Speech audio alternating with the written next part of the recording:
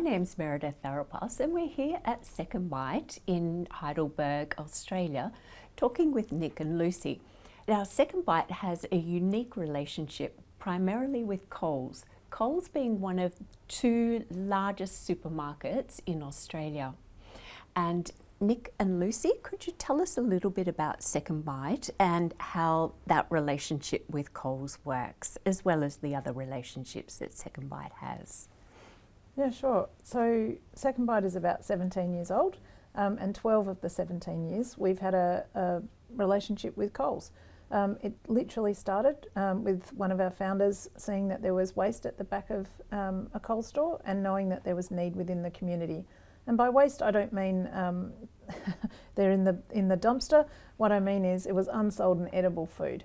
So every day in every Coles store, they were finding this. So we've pretty much just replicated what we did on day one, 12 years later, into 800 Coles stores every day. Fantastic, and what a fabulous initiative. And we'll talk more about that later. But in terms of spreadsheets, can you tell me a little bit about the use of spreadsheets and how they're used to support decision making here at SecondBite? So we actually use a slightly more complicated spreadsheet to work out our distribution of food each day. When I originally started with SecondBite, there was a piece of paper printed off each day with some handwritten numbers on it as to who would get what and those sorts of things. And it became evident very quickly that it was highly inefficient because the numbers didn't match what we had. So they'd go and pick the orders, get towards the end and they're holding these sheets and there's not enough food. So then they go back to the orders and pick stuff off them to finish the sheets. So basically we built an automatic calculator that we put in what we have.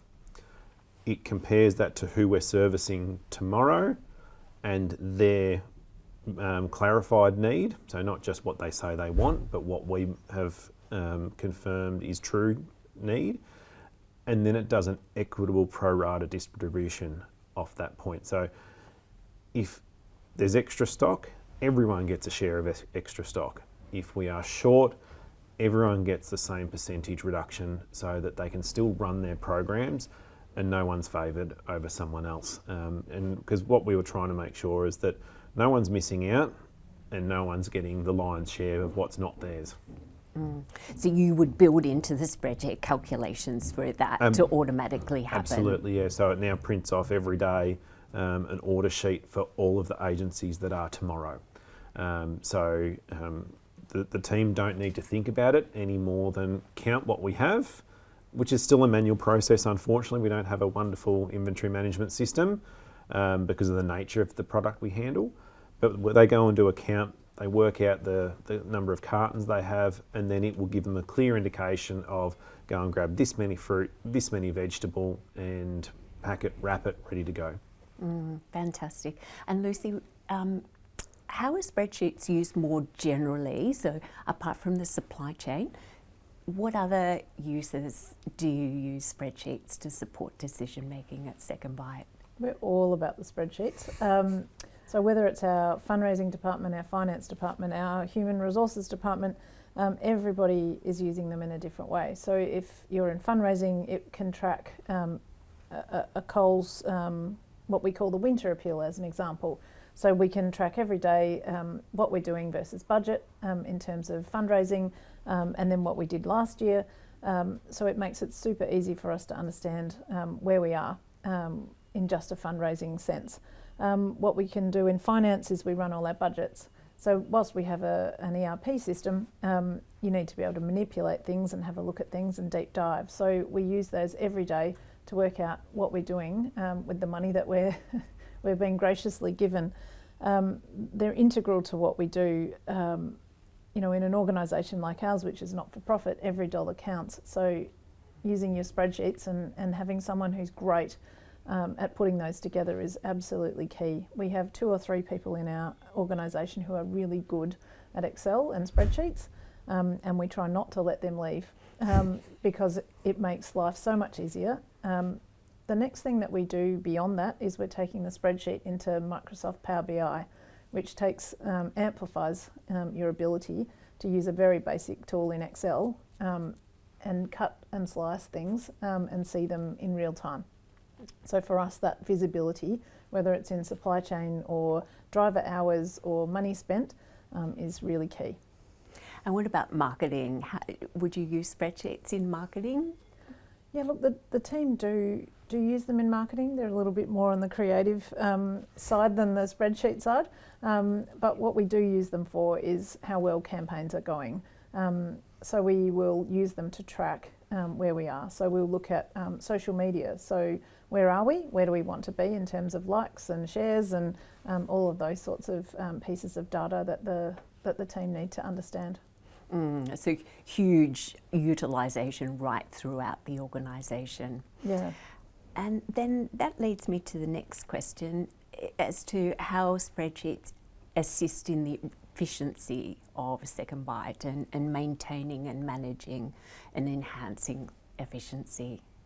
Yeah, look, we can use them in lots of ways, but I suppose a tangible way for us is we have quite a large fleet of trucks and vans, so we have over 40 of them, and one of the things that we use our spreadsheets for is to work out when the life of those vehicles is done. So we'll look at the cost of the vehicle, the kilometres that it runs, how much it's costing to keep it on the road, repairs and maintenance, and so we can see exactly the point in its age and its kilometres where it's time to go. Because it's no longer servicing us as well as it should. So it's a really simple but practical way of using a spreadsheet. For us, the longer you keep a vehicle, the more expensive it is. And in a not-for-profit environment, I don't want to spend money keeping something old and rattly on the road when I don't need to. So that's probably a really practical way that we use things for efficiency. And Nick, how would spreadsheets enhance the efficiency of, say, the supply chain? Well, the spreadsheet that I was talking about before, the time saving on that every day is significant. So the time that the team used to spend just sorting out the pieces of paper in the past and then going back and re-picking something that they've already done, they can now pick the orders in half the time as to what they used to. And it's, there's less errors. The information that goes on that spreadsheet as well is also the most up-to-date for the drivers when the drivers go out. So those sheets of paper go with the stock, with the driver. If our app goes down, the driver can go full old school, grab the piece of paper and doesn't lose any time along the way. So it's like a backup for a lot of things as well for us. So the impact in our warehouse is significant. And even our donors, they will send me massive lists of spreadsheets of available stock, and it allows me within minutes to flick through all of the stuff that's available, work out what will fit with what our needs are, what we can move, and what date we've got left on those products. So I can go back to them and say, I will take 80% of what you have on offer, and this is the 80% I'll take because that's what I can work with. So that's massive for us when we have large-scale donations. That's really helpful. I can see that spreadsheets really underpins just about everything right throughout the organisation and the whole decision-making process, its ability to update things in real time and get the information out there, as well as supporting decision-making around the vehicles that you have and a number of other things right through to the social media connections. Thank you so much for your time today. That's been really informative. Thank you.